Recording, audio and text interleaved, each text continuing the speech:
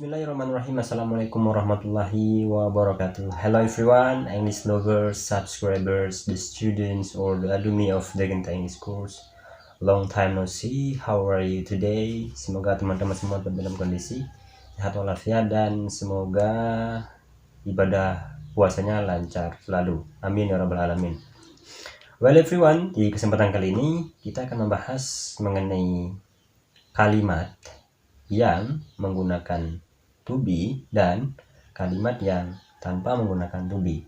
So, simak terus videonya, do not skip, jangan di skip supaya teman-teman lebih dapat memahami apa yang kita bahas di kesempatan kali ini.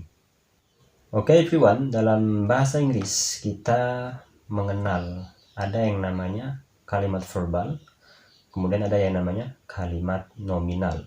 Oke, sebelum kita lari ke contoh kalimat yang menggunakan to be dan tanpa yang menggunakan to be, terlebih dahulu kita juga harus memahami apa sih yang dimaksud dengan kalimat verbal.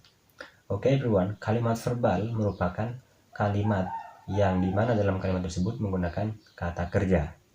Oke, saya ulang, kalimat verbal merupakan kalimat yang dalam kalimat tersebut terdapat kata kerja. Oke, seperti contoh teman-teman, he drives car.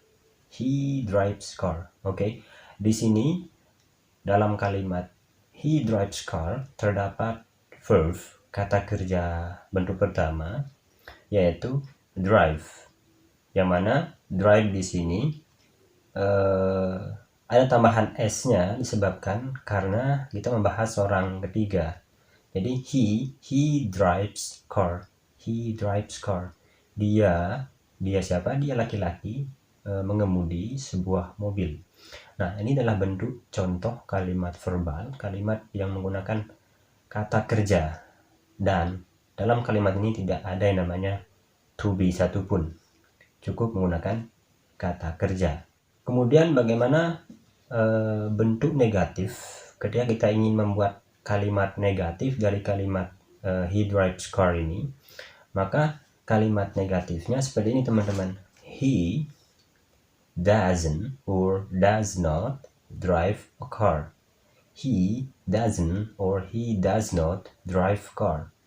He doesn't or he does not drive a car. Dia laki-laki tidak mengemudi sebuah mobil. He doesn't or he does not drive a car. Dia laki-laki tidak mengemudi sebuah mobil.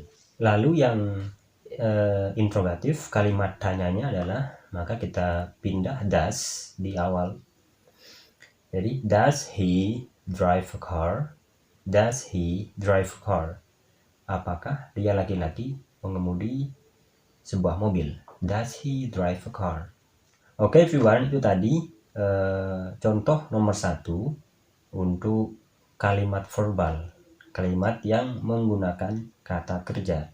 Jadi kalau udah kalimatnya seperti he drives car tadi, maka untuk membuat negatifnya tidak perlu ada to be, dia cukup menggunakan does di sana. Karena dia he, maka dia does not di negatif. Kalau subjeknya masih berupa I, we, dan they di negatifnya, maka menggunakan do not.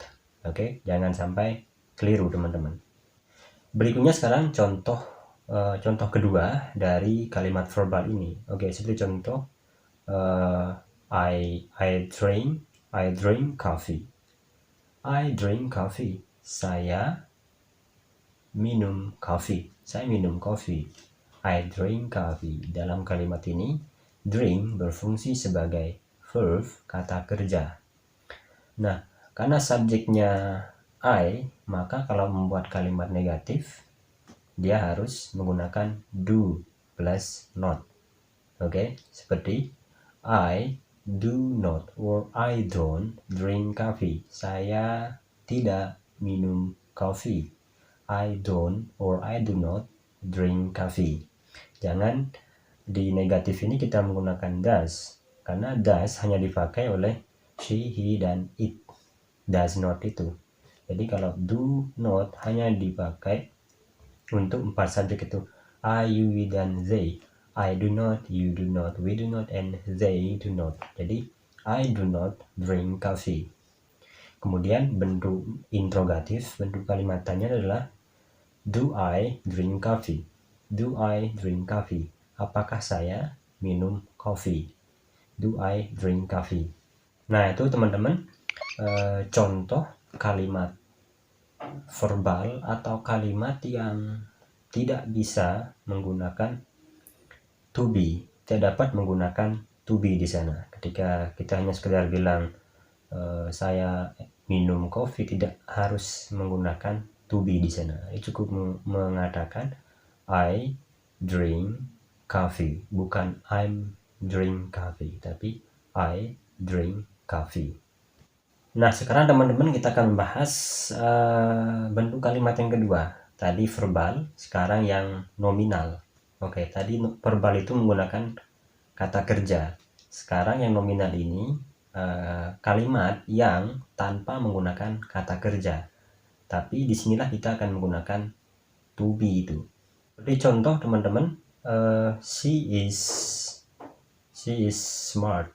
She is smart. Dia perempuan pintar. She is smart. Nah, dalam kalimat ini teman-teman sudah jelas bahwa tidak ada satupun verb, kata kerja yang masuk. She is smart. Jadi kita kalau sudah paham apa yang kita pelajari, maka untuk memahami English yang diucapkan oleh orang lain itu lebih gampang teman-teman. Jadi she is smart. Oh, kenapa dia itu mengatakan she is smart? Kenapa ada is di sana? Nah, ini merupakan contoh kalimat nominal, kalimat yang tanpa menggunakan kata kerja, tapi dia menggunakan to be. She is smart. Kemudian kalau untuk kalimat negatifnya, nah di sini kita cukup menambahkan not di kalimat negatif. Oke, she is smart berarti negatifnya adalah she is not smart. She is not smart. Dia tidak pintar. Dia perempuan itu tidak pintar. She is not smart.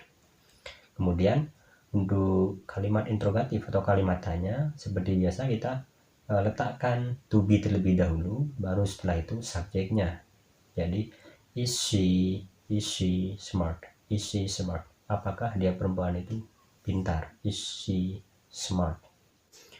Kemudian contoh yang kedua untuk kalimat nominal ialah he is handsome. He is handsome.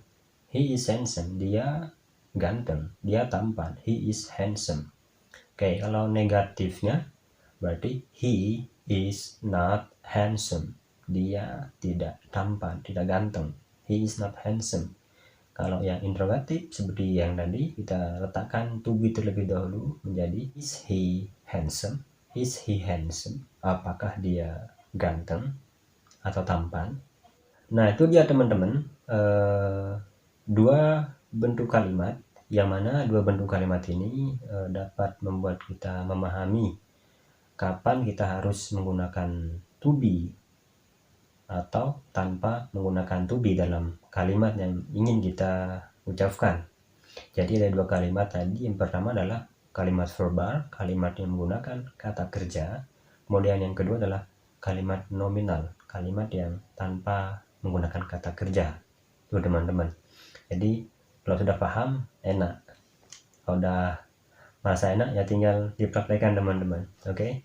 Well everyone, sekian materi yang bisa kita berikan di kesempatan kali ini. Semoga teman-teman dapat memahaminya dan semoga itu dapat menjadi pembelajaran juga untuk teman-teman yang mungkin saat ini masih bingung, masih ragu kapan saya itu harus menggunakan kata kerja dalam sebuah kalimat dan kapan saya itu harus menggunakan to be dalam kalimat tersebut. Well everyone, thanks for watching. Terima kasih sudah menonton video ini. Semoga ada manfaat lebihnya buat Anda dan teman-teman lainnya di luar sana yang saat ini mungkin sedang belajar bahasa Inggris. Jadi intinya tetap praktek, tetap jaga semangatnya, tetap jaga niatnya untuk menjadi orang yang lebih bisa dari yang sebelumnya. Jadi belajar juga harus tetap melalui banyak proses untuk menjadi bisa. keep spirit. Thank you. And the last I say, wassalamualaikum warahmatullahi wabarakatuh.